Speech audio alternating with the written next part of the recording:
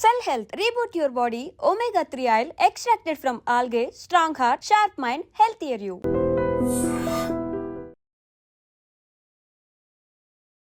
నమస్తే అండి, నేను డైటీషియన్ సౌమ్య. డయాబెటీస్ అనగానే, మధుమేహ వ్యాధి అనగానే అందరికీ ఒకలాంటి భయం ఉంటుంది. ఆహారంలో చాలా జాగ్రత్తలు పాటించాలని ఉంటుంది, కానీ అంత ఈజీగా కూడా ఉండదు. ఎందుకంటే ఆహారం మనం చిన్నప్పటి నుండి, మనం పుట్టినప్పటి నుండి మనకు అలవాటైన ఒక పద్ధతి. సో ఆహారంలో మార్పులు అన్నది అంత తేలికగా కూడా ఉండదు. ముఖ్యంగా మన సౌత్ ఇండియాలో వైట్ రైస్ అన్నది, అంటే అన్నం తినలేదు అంటే అది మనం ఉపవాసం కిందే లెక్కేస్తాము, లేకపోతే అసలు ఏమీ తినలేదని కూడా లెక్కేస్తాం. సో ఈ వైట్ రైస్ నిజంగా అంత డేంజరా? వైట్ రైస్ తింటే నిజంగా అంత షుగర్ పెరుగుతుందా? ఇది మనం ఇవాళ వీడియోలో చూద్దాం. సో వైట్ రైస్ అన్నది ఏంటంటే, మనకి గ్లైసమిక్ ఇండెక్స్ ఇంతకుముందు వీడియోస్లో చెప్పుకున్నట్టుగా వైట్ రైస్ అన్నది ఏంటంటే, మనకి దీంట్లో గ్లైసమిక్ ఇండెక్స్ అన్నది 80 కంటే ఎక్కువ ఉంటుంది. అంటే హై గ్లైసమిక్ ఇండెక్స్ ఫుడ్స్లో వైట్ రైస్ ఒక కాంపోనెంట్ అన్నమాట. సో ఈ వైట్ రైస్ తినడం వల్ల మనకి జనరల్గా షుగర్ అన్నది పెరుగుతుంది. ఇది చాలా స్టడీస్లో కూడా చూసాము. కాకపోతే సౌత్ ఇండియాలో డయాబెటీస్ రిస్క్ ఎంత ఎక్కువగా ఉందో, అలాగే వైట్ రైస్ తినకుండా కూడా చాలామంది ఉండలేరు. సో వైట్ రైస్ వల్ల షుగర్ పెరుగుతుంది, దాన్ని మనం ఎలా తీసుకోవచ్చు అన్నది కూడా మనం ఈ వీడియోలో చూద్దాం. అంటే హాని చేస్తుంది, షుగర్ పెరుగుతుంది, కాకపోతే అలవాటును మార్చుకోవడం కూడా కష్టంగా ఉన్న వాళ్ళు చాలామంది ఉంటారు. సో అలాంటి వాళ్ళకి కొన్ని చిన్న ట్రిక్స్ అండ్ టిప్స్ చూద్దాము. వాటి వల్ల వైట్ రైస్ తిన్నా కూడా మనం ఎలా షుగర్ మేనేజ్ చేసుకోవచ్చు అన్నది చూడొచ్చు. సో జనరల్గా వైట్ రైస్ అంటే ఇంతకు ముందు జనరేషన్స్ చూస్తే గనక వాళ్ళకి ఎక్కువ ఇంత పాలిష్ చేసిన బియ్యం ఉండేది కాదు. వాళ్ళు కొంచెం పొట్టుతో తినేవాళ్ళు. సో మనకి ఇప్పుడు బ్రౌన్ రైస్ కానీ లేకపోతే ఇలాంటివి దొరుకుతున్నాయి కదా, అలా తినేవాళ్ళు అనమాట. సో దానితో ఇప్పుడు ఇది కంపేర్ చేస్తే పైన పొట్టంతా వెళ్ళిపోతుంది, కాబట్టి దీని గ్లైసమిక్ లోడ్ కూడా పెరిగిపోతుంది. ఇంకొకటి ఏంటంటే, అది అంత సాఫ్ట్గా కుక్ అయిపోతుంది, కాబట్టి దానివల్ల కూడా మన తిన్న తర్వాత షుగర్ అన్నది ఎక్కువ అయిపోతుంది. సో ఈ తిన్న తర్వాత షుగర్ ఎప్పుడైతే ఎక్కువైతుందో, డయాబెటీస్ వల్ల వచ్చే కాంప్లికేషన్ రిస్క్ కూడా అంతే పెరిగిపోతుంది. సో మనం తినే ఆహారంలో మితంగా తినడం ఎంత ముఖ్యమో, అందులో ఆ మిత ఆహారంలో కూడా ఎలాంటి పదార్థాలు తింటున్నాము, ఏ కాంబినేషన్లో తింటున్నాం అన్నది కూడా ఇంపార్టెంట్. ఈ మధ్య కాలంలో జరిగిన ఒక స్టడీలో ఏం చూసారంటే, వైట్ రైస్ మనం బియ్యం కడిగి ఆ నీళ్ళు తీసేసిన తర్వాత ఆ నీళ్ళు తీసేయడం, గంజిలాగా వార్చుకొని తినడం వల్ల కూడా కొద్దిగా అంతగా షుగర్ పెరగదు. రెండోది, రాత్రి వండింది ఫ్రిడ్జ్లో పెట్టేసి నెక్స్ట్ డే తినడం వల్ల కూడా రెసిస్టెన్స్ స్టార్చ్ అన్నది ఇంప్రూవ్ అయ్యి దానివల్ల కూడా మనకి షుగర్ అన్నది అంతగా పెరగదు. కాకపోతే ఈ రెండిట్లో మీరు గమనించాల్సింది ఏంటంటే, క్వాలిటీ ఇంప్రూవ్ అవుతోంది, కానీ క్వాంటిటీ కూడా ముఖ్యమే. అండ్ ఈ వైట్ రైస్ మనం దేంతో తింటున్నాం? జనరల్గా రైస్ ప్రాబ్లం ఏంటి అంటే, దానికి కొంచెం కర్రీ ఉన్నా, కొంచెం పచ్చడి ఉన్నా కూడా మనం చాలా క్వాంటిటీ తినొచ్చు. ఒక రోజుకి 100-150 గ్రాముల కంటే తక్కువ తింటే గనక అంతగా హాని చేసే ఛాన్సెస్ ఉండవు. కానీ మనం 150 గ్రాములు, 100 గ్రాములు, అంటే ఇది మళ్ళీ మన హైట్ వెయిట్ని బట్టి కూడా ఉంటుంది, మన డైలీ ఇంటేక్ని బట్టి కూడా ఉంటుంది. సో అబౌవ్ 100 గ్రామ్స్ తీసుకోవడం వల్ల కూడా, ఒక మీల్లో ఎస్పెషల్లీ దీనివల్ల కూడా మనము షుగర్ లెవెల్స్ బాగా పెరగడం చూస్తాం. So quantity important first. రెండోది వచ్చేసి క్వాలిటీ. ఇప్పుడు మనం ఈ వైట్ రైస్ని ఏ కాంబినేషన్లో తింటున్నాం అన్నది కూడా ఇంపార్టెంట్. సో సపోజ్ మనము ఈ వైట్ రైస్ అన్నది పచ్చడి ఆర్ ఓన్లీ పెరుగు ఆర్ ఓన్లీ కొద్దిగా కూర వేసుకొని తింటే కనుక షుగర్ తొందరగా పెరుగుతుంది. సో అదే ఈక్వల్ అమౌంట్ ఆఫ్, అంటే ఎంత అన్నం ఉందో అంత కూర, అంతే పప్పు కూడా వేసుకొని తింటే కనుక అంత షుగర్ లెవెల్ పెరిగే ఛాన్సెస్ ఉండవు. సో ఇవన్నీ కూడా ఒక లెక్క అయితే, individual response of the body కూడా ఇంపార్టెంటే. సో అందుకని వైట్ రైస్ తినొచ్చు, కాకపోతే లిమిట్గా తినడం అన్నిటికంటే ముఖ్యం. లేదు మానేయగలుగుతాము అంటే, ఆ వైట్ రైస్కి మనకి ఈక్వలెంట్గా కొర్రలు, రాగులు, సమలు, జొన్నలు ఇలాంటి తృణధాన్యాలు ఏవైతే ఉన్నాయో ఇవన్నీ కూడా వైట్ రైస్ బదులుగా వీటిని అన్నంలాగా వండుకొని కూడా మనం తీసుకోవచ్చు. వీటి వల్ల ఏంటంటే గ్లైసమిక్ లోడ్ అన్నది కొంచెం కంట్రోల్ చేసే ఛాన్సెస్ ఎక్కువగా ఉంటాయి. తర్వాత వైట్ రైస్తో జనరల్గా మనం ఇంకా ప్రిపరేషన్స్ కూడా చేస్తుంటాం. సో అలా ప్రిపరేషన్స్ చేసినప్పుడు కూడా కాంబినేషన్ ఏదైతే చేస్తామో అలా తీసుకోవడం వల్ల కూడా మనకి షుగర్ లెవెల్స్ని కంట్రోల్ చేసే ఛాన్సెస్ ఎక్కువగా ఉంటాయి. ప్లస్ ఈ వైట్ రైస్ ఏదైతే ఉందో వీటిని మనం ఎంత లిమిటేషన్గా వాడుకుంటే మన ఆరోగ్యానికి అంత మంచిది. సో దట్ షుగర్ కంట్రోల్ అన్నది కూడా మన చేతుల్లో ఉంటుంది. సో జనరల్గా డయాబెటీస్ ఉన్నవాళ్ళు వైట్ రైస్ నేను ఎలాగూ తినాలి అనుకుంటే కనుక రోజులో ఒక్క పూట మట్టుకే తీసుకోవచ్చు. అది కూడా లిమిట్గా తీసుకోవాలి. అండ్ దానితో కూడా మనం కాంబినేషన్ ఎప్పుడైతే ప్రాపర్గా చేసుకుంటామో దానివల్ల అంత నష్టం కాకుండా ఉంటుంది. ఇంకొకటి మెల్లిగా తినడం, ఫాస్ట్గా తినడం వల్ల కూడా మన షుగర్ లెవెల్స్ అన్నవి ఎక్కువైపోతాయి.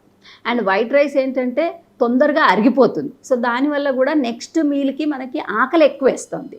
సో మనం ఎప్పుడైతే సరైన కాంబినేషన్లో తీసుకుంటామో అప్పుడు ఈ ఆకలి అన్నది కంట్రోల్ అవుతుంది. ఆ కంట్రోల్ అయినప్పుడు మనకి తిన్న తర్వాత షుగర్ కూడా మన కంట్రోల్లో ఉంటుంది.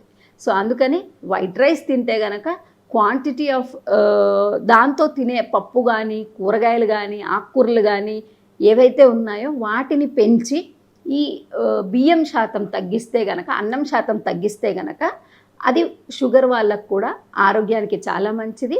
షుగర్ వాళ్ళకే కాకుండా ప్రీ డయాబెటీస్ అంటాం కదా, షుగర్ వచ్చే రిస్క్ ఎక్కువ ఉన్న వాళ్ళకు కూడా ఆరోగ్యానికి చాలా మంచిది. డయాబెటీస్, మధుమేహ వ్యాధి అనగానే అందరికీ ఆహారం అన్నది ఎంత ఇంపార్టెంటో తెలుసు. డయాబెటీస్, మధుమేహ వ్యాధి ఒకసారి వచ్చింది అంటే గనక అది మనతో సావాసం ఉండాల్సిందే జీవితాంతం.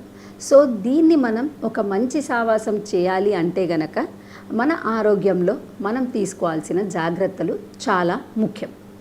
ఈ జాగ్రత్తలన్నీ కూడా మనం తీసుకునే ఆహార పదార్థాలు, మన జీవన శైలిని బట్టి డయాబెటీస్ వల్ల వచ్చే కాంప్లికేషన్స్ ఏవైతే ఉంటాయో వాటిని మనం ప్రివెంట్ చేసుకోవచ్చు.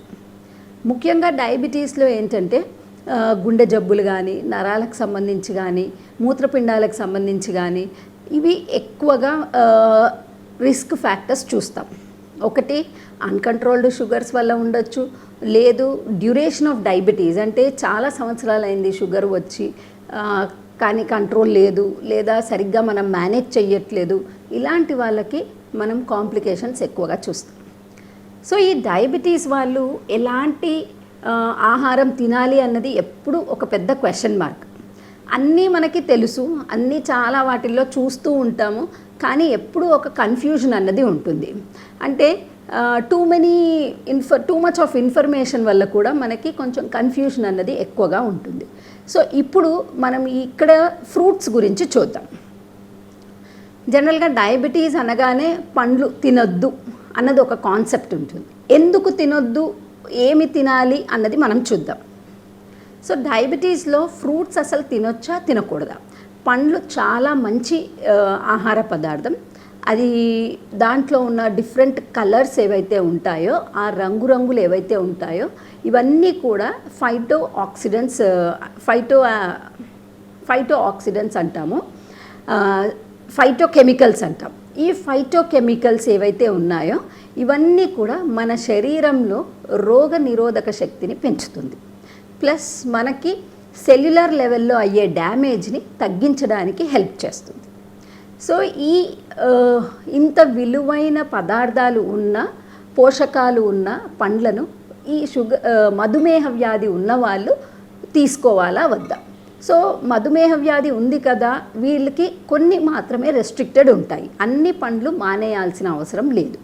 ముఖ్యంగా గ్లైసెమిక్ ఇండెక్స్ అని ఉంటుంది, అంటే మనం తిన్న వెంటనే మన షుగర్ని పెంచేస్తుంది, బాడీలో శరీరంలో ఉన్న షుగర్ వాల్యూస్ అన్నది పెంచుతుంది. సో ఈ glycemic index, glycemic load medium కానీ లో కానీ ఉన్న పండ్లని మనం తీసుకోవచ్చు. ఇవి ఎందులో ఉంటుంది అంటే, ఒకటి quality and quantity of the పండు కూడా ఇక్కడ రోల్ ప్లే చేస్తుంది. సో జామకాయ, బొప్పాయి, కర్బూజా, పుచ్చకాయ, తర్వాత కివి, డ్రాగన్ ఫ్రూట్, ఇలాంటివన్నీ కూడా గ్లైసెమిక్ ఇండెక్స్ మీడియం టు లోలో ఉంటాయి. సో ఈ ఫ్రూట్స్ మనం తీసుకోవచ్చు.